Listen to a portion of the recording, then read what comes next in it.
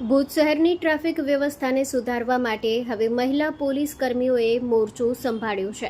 ભુજ શહેરના ભીડભાડવાળા વિસ્તારોમાં વધતી ટ્રાફિકની સમસ્યાને જોતા એસપી સાહેબની સીધી સૂચનાથી એક કડક ઝુંબેશ શરૂ કરવામાં આવી છે. હવે રસ્તા પર આડેધડ વાહન પાર્કિંગ કરનારાઓ સામે તાત્કાલિક દંડાત્મક પગલાં લેવામાં આવશે. માત્ર પાર્કિંગ જ નહીં, પણ સુરક્ષાને ધ્યાને રાખી પ્રતિબંધિત કાળા કાચ રાખનાર વાહન ચાલકો સામે પણ કાર્યવાહી કરવામાં આવશે. નશાની હાલતમાં વાહન ચલાવનારાઓ પર પણ કડક નજર રાખવામાં આવશે. ચાલુ વાહને ફોન પર વાત કરતા ચાલકોને સ્થળ પર જ દંડ વસૂલાશે. મહિલા પોલીસની આ સરાહનીય કામગીરીનો હેતુ ભુજ શહેરને ટ્રાફિક મુક્ત અને સુરક્ષિત બનાવવાનો છે. તો આવો જવાબદાર નાગરિક તરીકે ટ્રાફિકના નિયમોનું પાલન કરીએ અને પોલીસને સહયોગ આપીએ. JNT news Bhuj.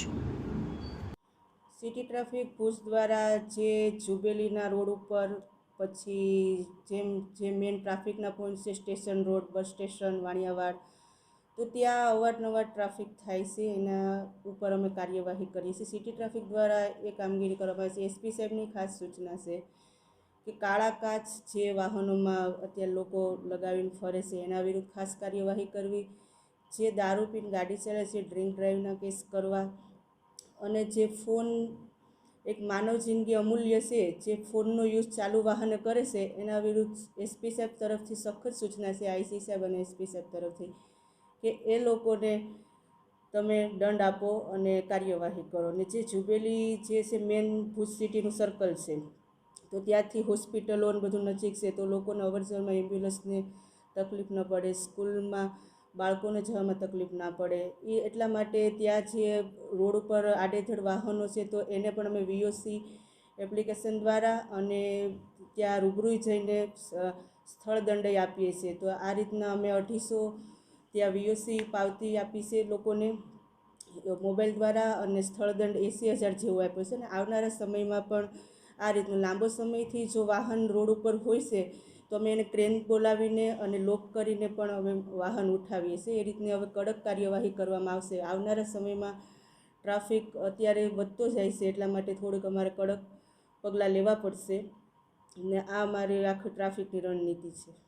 બસ લોકોને શાંતિથી, કોઈને પણ અડચણરૂપ ન થાય તે રીતનું વાહન વ્યવસ્થિત પાર્ક કરે અને સાથ સહકાર આપે. ભુજની પબ્લિકનો સપોર્ટ પણ સારો છે અને હજી પણ અમને સપોર્ટ આપે આ રીતના આપણે, જેથી કોઈ પણ કાયદોની વ્યવસ્થા જળવાઈ રહે અને શાંતિથી લોકો સહી સલામત રીતે ઘરે પહોંચી શકે. અને લોકોને પોતાનું કામ મહત્ત્વનું છે, પરંતુ બીજા લોકોને આપણે નડે ને એ રીતનું કામ પતાવે, એવી મારી વિનંતી છે.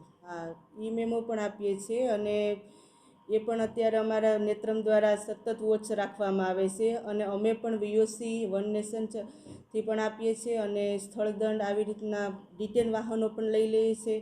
કારણ કે જે લાંબો સમયથી લાયસન્સ વિનાના વાહનો ચલાવતા હોય છે તો એના વિરુદ્ધે કાર્યવાહી કરવામાં આવે છે.